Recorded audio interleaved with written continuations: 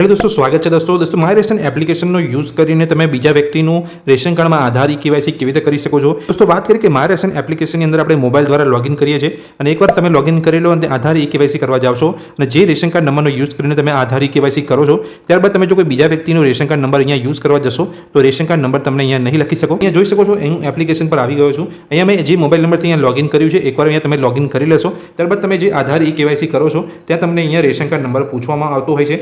Ration card number તમે જેવો અહીંયા એન્ટર કરો છો તો જ્યારે પણ તમે ફરીથી લોગિન કરશો એપ્લિકેશનની અંદર તો એ જ રેશન કાર્ડ નંબર તમને અહીંયા જોવા મળશે. તમે રેશન કાર્ડને અહીંયા ક્લિક કરીને એડિટ કરવા જશો, ચેન્જ કરવા જશો તો એ રેશન કાર્ડ નંબર અહીંયાથી નહીં નીકળે અને બીજા રેશન કાર્ડનું તમે અહીંયા કેવાયસી નહીં કરી શકો. એટલે તમે જો તમારા જ મોબાઈલમાં તમે એકથી વધારે રેશન કાર્ડનું કેવાયસી કરવા માંગતા હોય તો શું પ્રોસેસ તમારે કરવાની? તમે અહીંયા હોમ પેજ પર આવશો, પ્રોફાઇલના ઓપ્શન પર તમારે ક્લિક કરવાનું છે. હવે આ પ્રોફાઇલના ઓપ્શનમાં તમે જે મોબાઈલ નંબરથી હવે લોગિન કર્યું છે એ લોગિનને તમારે અહીંયાથી લોગઆઉટ કરવું પડશે.